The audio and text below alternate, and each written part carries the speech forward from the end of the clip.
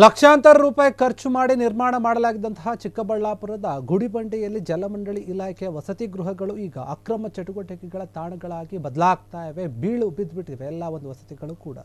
ಇಲ್ಲಿ ಹೇಳೋರು ಇಲ್ಲ ಕೇಳೋರು ಇಲ್ಲ ಮತ್ತೆ ಆಗ್ಬಿಟ್ಟಿದೆ. ಅಕ್ರಮ ಚಟುವಟಿಕೆಗಳದ್ದೇ ಕಾರುಬಾರ ಆಗ್ಬಿಟ್ಟಿದೆ. ಸಿಬ್ಬಂದಿಗಳ ವಸತಿ ನಿಲಯಗಳೇನಿದೆ ಪಾಳು ಬಿದ್ದೋಗಿವೆ. ಸಮಾಜ ವಿರೋಧಿ ಚಟುವಟಿಕೆಗಳು ಇಲ್ಲಿ ಜಾಸ್ತಿ ನಡೀತಾ ಇವೆ. ಅಧಿಕಾರಿಗಳ ನಿರ್ಲಕ್ಷ್ಯದಿಂದ ಮತ್ತು ಈ ರೀತಿಯಾದಂತಹ ಸರ್ಕಾರಿ ಸ್ವತ್ತು ಏನಿದೆ ಗಬ್ಬೆದ್ದು ನಾರ್ತಾ ಇದೆ ಅಂತ ಹೇಳಲಾಗ್ತಾ ಇದೆ. ಚಿಕ್ಕಬಳ್ಳಾಪುರ ಜಿಲ್ಲೆ ಗುಡಿಬಂಡೆ ಪಟ್ಟಣದ ಜಲಮಂಡಳಿ ಇಲಾಖೆಯ ಸಿಬ್ಬಂದಿಗಳ ಒಂದು ವಸತಿ ಸೌಲಭ್ಯಕ್ಕಾಗಿ ಸರ್ಕಾರದಿಂದ ಲಕ್ಷಾಂತರ ರೂಪಾಯಿ ವೆಚ್ಚದಲ್ಲಿ ನಿರ್ಮಾಣವಾಗಿತ್ತು ಈ ಒಂದು ವಸತಿ ಗೃಹಗಳನ್ನು.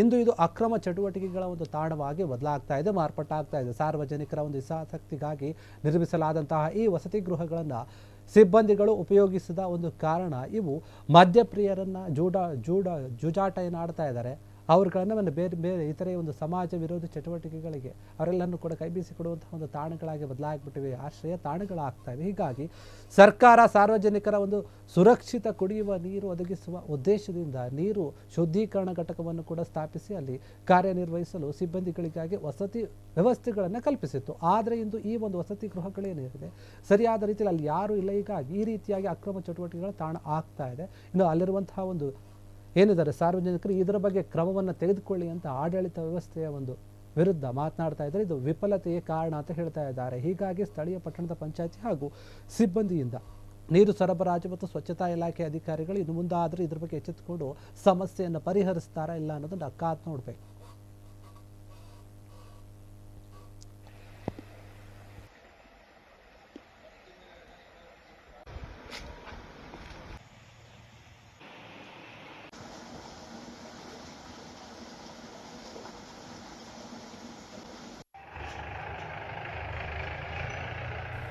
ಲಕ್ಷಾಂತರ ರೂಪಾಯಿ ವೆಚ್ಚದಲ್ಲಿ ನಿರ್ಮಾಣವಾಗಿತ್ತು ಈ ಒಂದು ವಸತಿ ಗೃಹಗಳನ್ನು.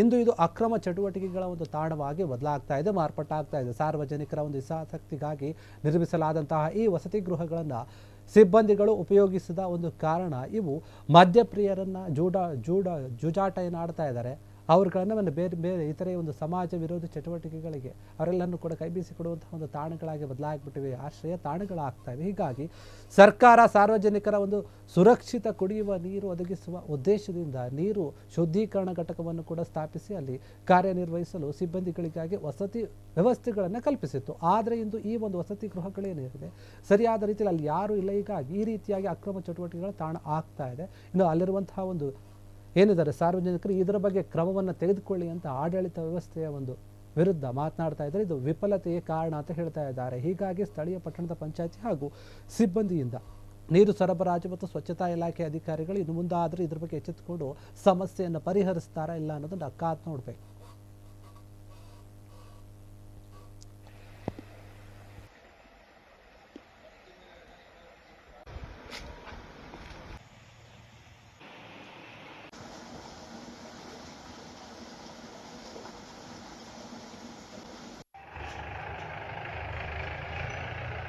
ಕ್ಷಣ ಕ್ಷಣದ ಸುದ್ದಿಗಳಿಗಾಗಿ ಫ್ರೀಡಂ ಟಿವಿ ಸಬ್ಸ್ಕ್ರೈಬ್ ಮಾಡಿ, ಲೈಕ್ ಮಾಡಿ ಹಾಗೂ ಫಾಲೋ ಮಾಡಿ. ಹೊಸ ಸುದ್ದಿಗಳ ನೋಟಿಫಿಕೇಶನ್ಗಾಗಿ ಬೆಲ್ ಐಕಾನ್ ಮೇಲೆ ಕ್ಲಿಕ್ ಮಾಡಿ.